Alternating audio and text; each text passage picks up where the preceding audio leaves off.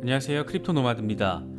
어떻게 이럴 수가 있는 건가 싶을 정도로 하루하루 글로벌 정세가 복잡하게 돌아가고 있는 모습 보이고 있습니다.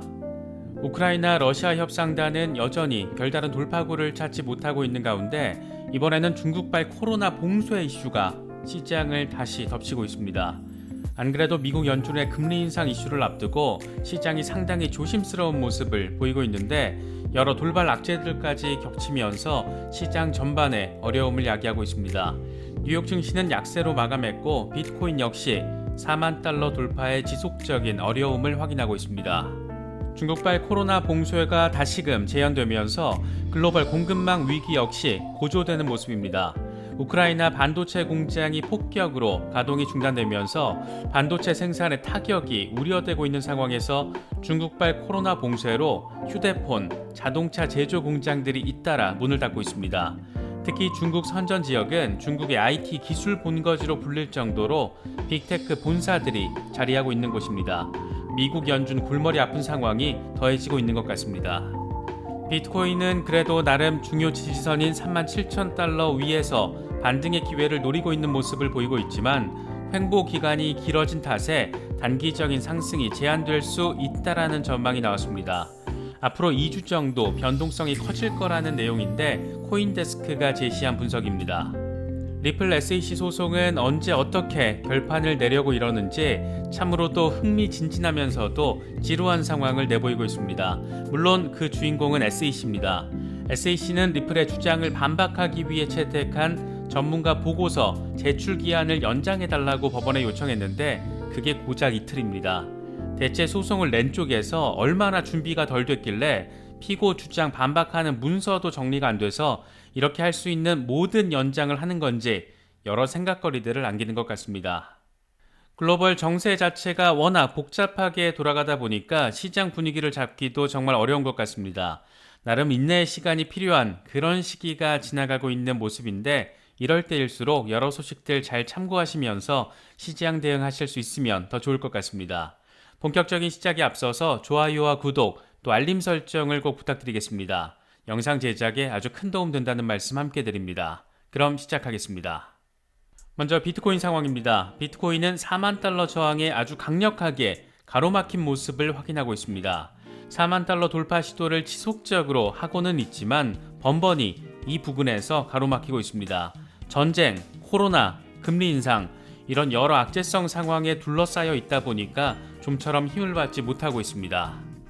공포 탐욕 지수는 하루 전보다 2포인트 빠진 21을 기록하면서 극단적인 공포 단계가 이어지고 있습니다. 여러 악재가 더해지다 보니까 투자 심리도 더 위축된 모습을 확인할 수가 있습니다. 비트코인 도미넌스는 여전히 43%대 수준에서 횡보하고 있는 상황입니다. 현재 비트코인 상황과 관련해서 코인데스크는 앞으로 2주 동안 비트코인의 가격 변동성이 확대될 수 있다라고 전망했습니다. 코인데스크는 최근 비트코인의 횡보 기간이 길어지면서 변동성이 커질 수 있다. 지난주 비트코인은 37,500달러 지지를 지켜냈지만 4만 달러 구간의 저항이 아직 견고하고 이로 인해서 단기적인 상승은 제한될 것으로 보인다. 일간 차트 기준 비트코인은 거의 변화가 없고 100일 이동평균선은 아래쪽으로 향하는 기울기를 유지하고 있다. 장기적인 상승을 위해서는 35,000달러에서 37,000달러 구간의 지지를 지켜내야 한다. 이렇게 전망을 했습니다. 블룸버그 인텔리전스의 시니어 전략가이자 비트코인 강세론자인 마이크 맥글로는 비트코인이 어려운 흐름 속에 있지만 회복력이 돋보인다라는 평을 제시했습니다. 그는 비트코인이 위험 자산으로서 상대적으로 뛰어난 회복력을 보이고 있다. 이건 언젠가 본격적인 디지털 담보가 될 징조다. 이렇게 평가했습니다. 그는 이런 멘트를 하면서 서부산 텍사스 원유 100주 이동평균과 비트코인의 이동평균을 비교한 차트를 함께 공유했는데 이를 통해서 비트코인이 기존 자산보다 더 안전한 투자가 될 수 있다는 점을 내비쳤습니다. 앞서 마이크 맥클로는 지난달 러시아가 우크라이나를 침공했을 때 비트코인이 일시적으로 하락했을 때도 3만 달러 아래로는 떨어지지 않을 것이다. 장기 투자자에게는 매우 좋은 매수 기회다. 이렇게 평가하기도 했습니다. 시장 전반이 어지러운 모습 속에서 그나마 긍정적인 소식은 유럽연합이 작업증명 POW 방식의 암호화폐 금지와 관련된 법안을 부결시켰다라는 겁니다. 사실 이게 당연한 건데 세상이 당연한 것에 자꾸 태클을 거는 상황 이어지다 보니까 이런 것들도 이제 반갑게 느껴지는 것 같습니다. 유럽의회 경제통화위원회는 회의를 열고 27개 회원국 모두에서 비트코인 등 에너지 집약적인 작업 증명 네트워크 사용을 제한하는 프레임워크 초안에 대한 표결을 진행해서 반대 34표, 찬성 24표로 최종 부결됐다라고 밝혔습니다. 암호화폐 업계 안팎에서는 이번 법안의 입법에 제동이 걸리면서 앞으로 유럽의 디지털 자산 발전 방향이 어느 정도 명확해진 것으로 볼 수 있는 만큼 이건 업계의 중요한 승리다, 이런 평들이 이어지고 있습니다. 현재 시장 전반을 어렵게 만들고 있는 요인은 크게 세 가지로 나눠서 바라볼 수가 있습니다. 기존의 전쟁 리스크, 금리 이슈에 더해서 이번에 중국발 코로나 봉쇄가 더해졌는데 하필 봉쇄 지역이 중국 빅테크의 상징이기도 한 선전 지역이라서 시장에 직격탄을 안겼습니다. 당장 상징적으로 보이는 부분이 아이폰을 생산하는 폭스콘이 중국 선전의 아이폰 제조 시설의 가동을 멈추기로 한 겁니다. 도시 봉쇄령이 내려지자마자 공장 가동을 중단해버렸습니다. 다른 공장으로 생산 물량을 이관하겠다라고는 하는데 이게 얼마나 빨리 어떤 방식으로 진행될지는 여전히 불투명한 상황입니다. 중국 선전은 중국의 IT 총본산으로 불리는 지역인데 화웨이와 텐센트 등의 빅테크 본사들이 이곳에 자리하고 있으면서 동시에 중국 최대 물동량을 자랑하는 무역항이기도 합니다.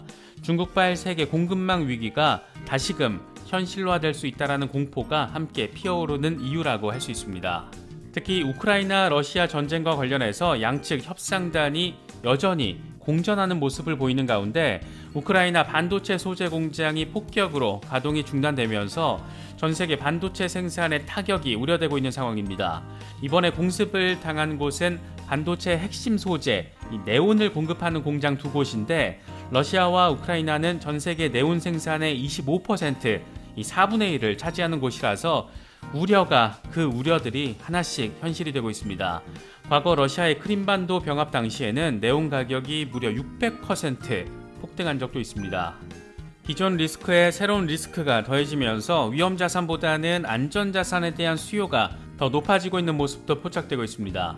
당장 기술주들은 줄줄이 하락 마감했고 미국 10년물 국채금리는 2%대를 다시 돌파했습니다. 미국 10년물 국채금리 2%는 매직 넘버로 불릴 정도로 증시에 타격을 줄 수 있는 중요한 심리적 기준선으로 꼽힙니다. 국채 수익률이 높아진 만큼 굳이 위험을 감수하면서 주식시장에 투자를 하는 대신 안전자산인 미국 국채로 자금이 몰릴 수 있기 때문입니다. 증시에 있던 돈이 자연스럽게 채권시장으로 흘러들어가게 되는 겁니다. 특히 미국 10년물 국채금리는 경제성장률과 물가 상승에 대한 기대치를 가장 민감하게 반영하는 것으로도 알려져 있습니다. 기간이 짧지도 또 길지도 않은 특성 때문인데 그래서 많은 글로벌 자산들이 10년물 금리에 연동돼 있습니다. 그래서 이게 오르면 전 세계 여러 자산의 금리가 줄줄이 오를 가능성이 높고 그래서 세계 경제가 이 10년물 국채 금리에 상당히 민감하게 반응하는 것으로 볼 수 있습니다. 이번에 국채 금리가 이렇게 오른 것은 인플레이션에 대한 우려가 크게 반영됐기 때문으로도 볼 수 있습니다. 인플레이션 우려로 인해서 낮은 가격의 채권을 사려는 수요가 늘면서 채권의 금리가 높아지게 되는 상황이 벌어지고 있는 건데 그래서 미국 10년물 국채 금리가 오른다라는 것은 인플레이션이 심화되고 있다, 금리가 오를 가능성이 높다, 단순하게 바라보자면 이런 의미로 해석할 수가 있습니다. 결국 이번에 10년물 국채 금리가 2%를 찍은 것은 금리 인상 가능성을 이미 반영하고 있다라는 것으로도 바라볼 수가 있습니다. 전반적인 상황을 놓고 보면 이번 미국 연준의 FOMC 회의에서 0.25%포인트 수준의 금리 인상이 단행되는 것은 당연한 것으로 보이기도 하는데 전쟁으로 인한 경기 침체 우려가 가중되고 있고 여기에 중국발 글로벌 공급망 위기가 또다시 현실화될 수 있다는 점에서 연준은 골머리를 꽤나 썩힐 수밖에 없는 그런 상황입니다.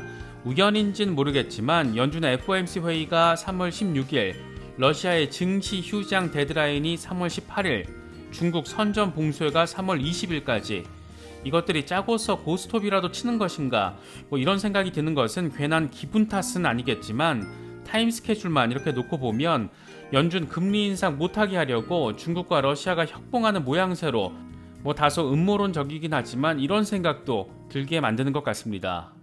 특히 미국 바이든 대통령이 3월 24일에 유럽 순방을 검토하고 있다, 이런 소식이 전해진 점도 이것들 뭐지? 이런 생각을 갖게 만들기에 충분해 보입니다. 앞서 언급된 여러 악재성 캘린더 일정들이 다 지나간 뒤에 전쟁이 한창인 우크라이나 인접 지역으로 전쟁에 직접 개입 안 한다라는 방침을 강조해온 바이든 대통령이 직접 간다라는 상황, 어떻게 봐야 할까?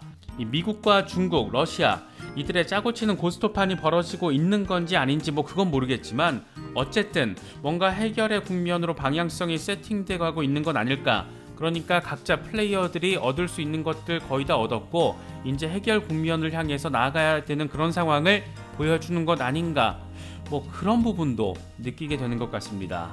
이어서 리플 소송 상황도 짚어보겠습니다. 소송이 진행되는 것을 보면 진짜 SAC는 이번 소송의 전략의 핵심이 시간 끌기인가 보구나, 이런 점을 지을 수가 없습니다. 이번에는 리플 측의 주장을 반박하기 위해서 채택한 전문가 보고서 제출 기한을 고작 이틀 연장해달라고 요청을 했습니다. SEC가 채택한 전문가 보고서는 증권과 재무 전문 애널리스트 알버트 매츠 박사가 작성한 거라고 하는데 XRP의 암호화폐 성능 측면에서 경제적인 의미를 다루고 있다는 것으로 알려져 있습니다. SEC의 전문가 반박 보고서 제출 기한 연장은 리플 측의 동의가 있어야 하지만 리플 측은 내용이 추가되더라도 협상 테이블에 새로운 내용을 가져다 줄 수 없다라면서 반대하고 있는 상태입니다. 리플은 오는 3월 24일까지 SEC의 요청에 대한 답변을 제출해야 합니다. 이와 관련해서 리플 측 제임스 빌란 변호사는 SEC가 제출 기한을 이틀 연장하는 것은 중요하지 않기 때문에 리플이 이에 대해서 반대하는 것은 전략적인 의미가 없다, 이렇게 지적하기도 했습니다. SEC 뻘짓에 굳이 논란할 필요 없다라는 것으로도 이해할 수 있을 것 같습니다.